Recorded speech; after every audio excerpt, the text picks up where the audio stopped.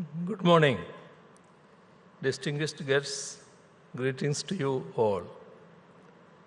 At the outset, let me welcome all of you to Kerala and wish you a pleasant stay in God's own country.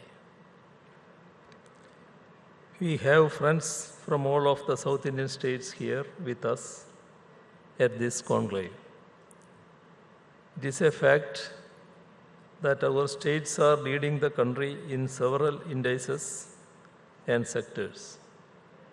Therefore, we look forward to this conclave as an important opportunity to learn from and share with one another. We are gathered here at a time when the LDF government in Kerala has just completed its 7th year in office. Since 2016, our government has been making a qualitative difference in governance by delivering that we have promised to the people of Kerala. Just like we did over the last 6 years, this year too, we released our annual progress report. It evaluates our performance in comparison with our promises in the election manifesto. We have placed it before the people of Kerala so that they can judge for themselves whether we have walked the talk or not. We are presenting a governance model rooted in transparency and accountability, reaffirming our commitment to the people and upholding their right to know. Let me also inform this August gathering that Kerala has become India's first fully e-governed state on 25th May. It is a historic milestone in the internationally acclaimed Kerala model of development and social progress. Through e-governance, we are championing transparency, efficiency, and inclusivity. We have harnessing technology to ensure seamless access to diverse public services, of which more than 900 are now available online. This is not something that we achieved overnight. During our previous tenure itself, we had declared access to internet as a right of our citizens.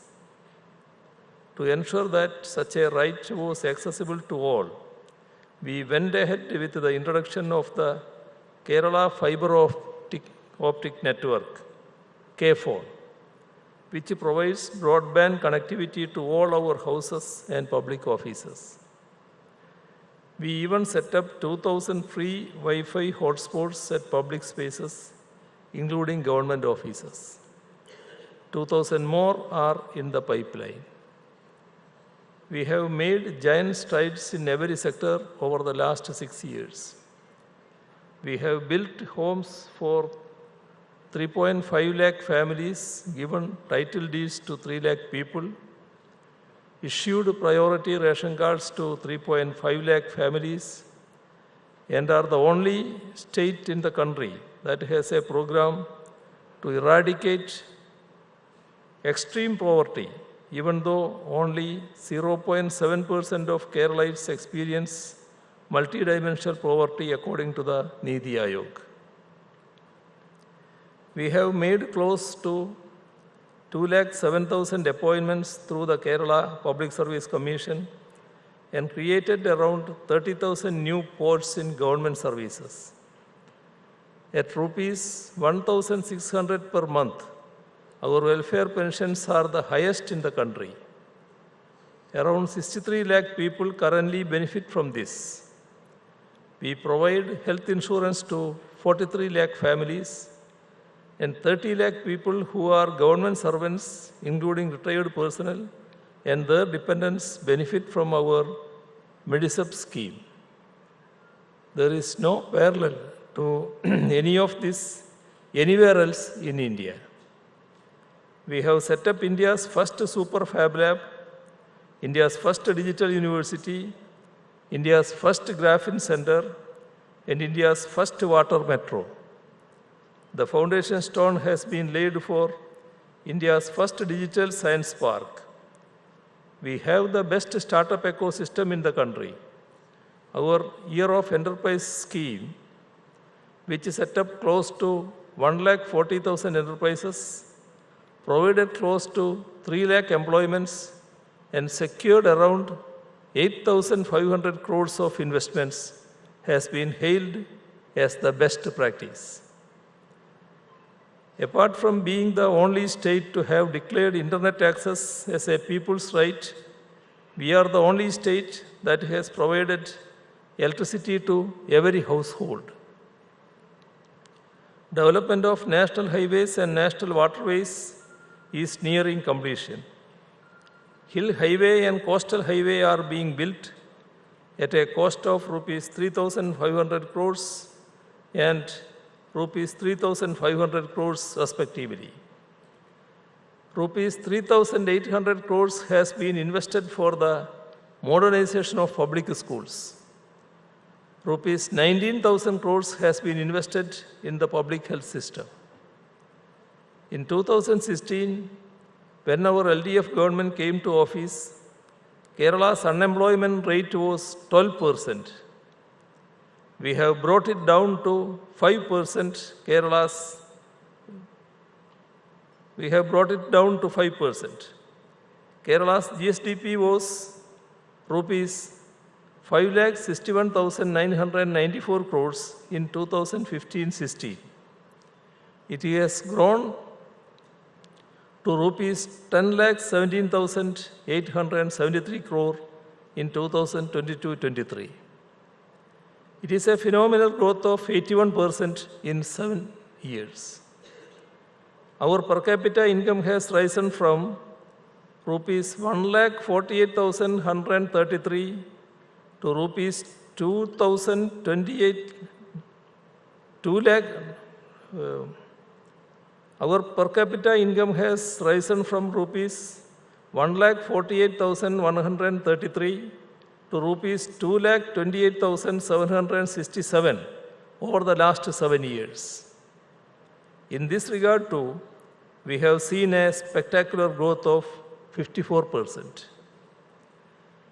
Kerala has achieved this tremendous growth across sectors despite facing an array of challenges like Oki, Nipah, the unprecedented floods in 2018, the monsoon calamity of 2019, and the COVID-19 pandemic, which essentially brought even the global economy to a standstill.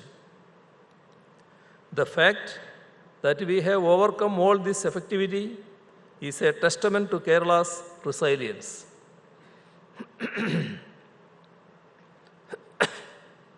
Kerala tells a remarkable tale of social harmony, equitable growth, and progressive values. With this unique model of inclusive development, Kerala has emerged as an exemplar of people-centric progress. Compassion and social justice drive our policies that empower marginalized communities and foster equal opportunities for all. Kerala shines as a beacon of a progressive ideals where every voice matters and the spirit of unity paves the way for a brighter future. Alternative policies of Kerala's progressive governments, despite constitutional limitations on state governments, have played a pivotal role in making us what we are today.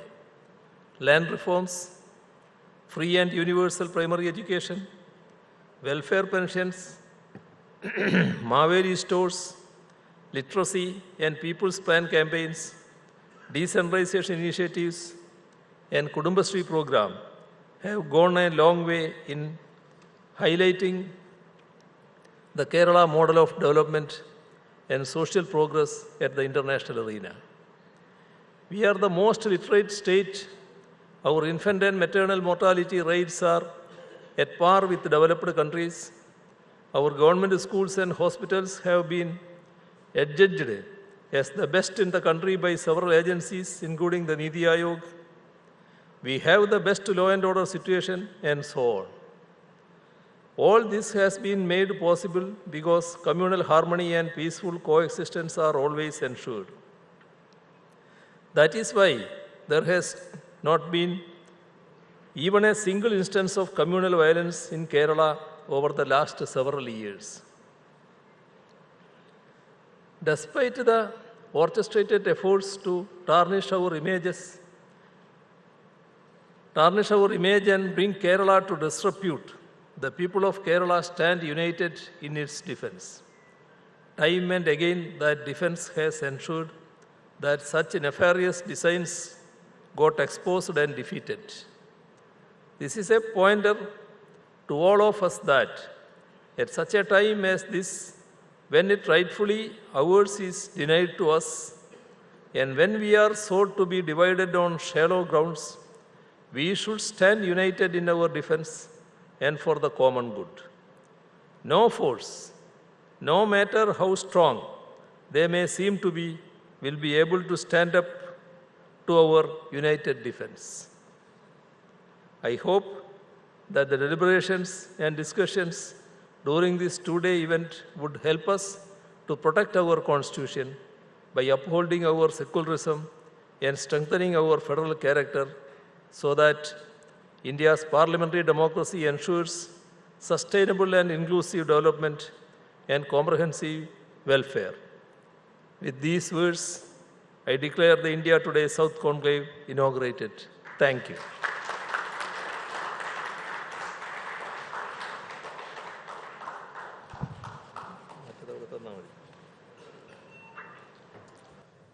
Chief Minister, now we know why you're among the most progressive chief ministers in the country and why you won a re-election just 2 years ago. Let's again, for the progressive steps that he's taken, give the Chief Minister another warm round of applause and for inaugurating the South Conclave of India Today.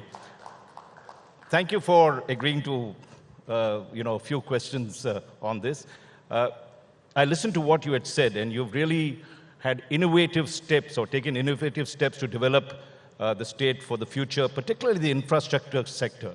What I'm asking is, what about mega investments? How can you attract them?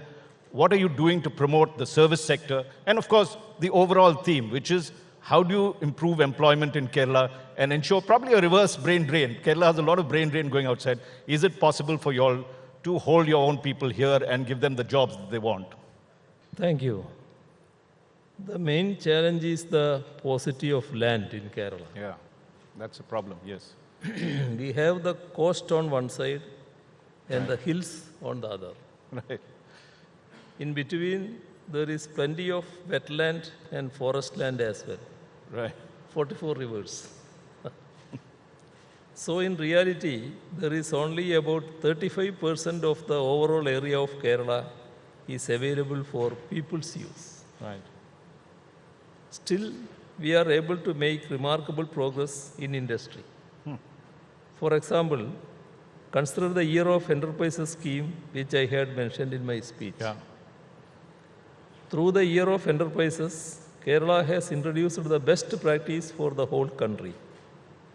It definitely points to the massive change taking place in Kerala's industrial and employment sectors by harnessing our strengths in IT, BT, electronics, tourism, healthcare, etc.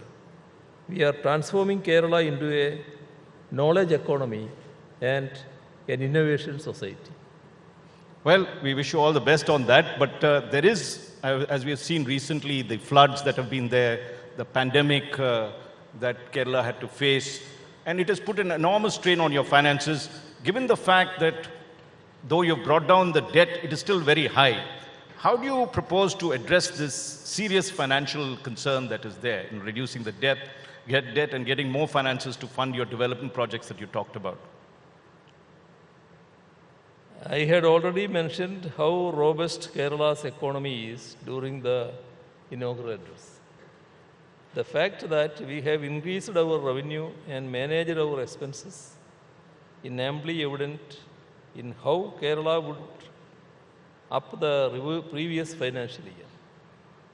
Despite many expressing apprehensions that Kerala's treasury would come to a standstill in March, we were able to tide over without any major difficulty. Since the financial year 2021, Kerala's own revenue and total revenue have increased by rupees 32,000 and rupees 35,000 crores respectively. Kerala's own revenue is 65% of our total revenue. Wow. This is far better than the national average of 55%. The debt to GSDP ratio has been brought down from 39% to 34%. We plan to move ahead in the same direction with renewed vigor. However, it is concerning that our borrowings are being further restricted. It has already been brought down from 5% of the GSDP to 3%. Now restrictions are sought to be imposed even beyond the purview of the FRBM Act and by misquoting the Constitution. Such excesses will affect all states. We will have to stand together and find a way out. I know we are short of time and you have to go to another appointment. My final question to you is about tourism. And we are in this beautiful place, Kovalam, you told me outside you're planning to develop. What is your major plans that you have up ahead to attract international travelers back to Kerala apart from domestic travelers? Kerala tourism has secured a pride of place in international tourism circuits. We have been featured in the New York Times as one of the best tourism spots in the world. Prior to COVID, we had record numbers in both domestic and international visitors, around 1.88 crores and 12 lakh respectively. The tourism sector had generated a total revenue of rupees 45,000 crore in 2019. Right now, we are at the pre-COVID levels in the number of domestic tourists. Kerala's tourism is surely on its way back. Interventions like caravan tourism, heritage tourism, destination wedding tourism, etc. are being spearheaded. So many people are coming for the wedding here in Kerala. They are part of our responsible tourism initiatives, which address even local needs. Thank you. Thank you, Chief Minister. This might be our first conclave here, but it's not the last. We're going to keep coming back, and we particularly wish your state all the very best. Let's give the Chief Minister a very warm round of applause for this. Always you are welcome. Thank you so much, sir. Thank you.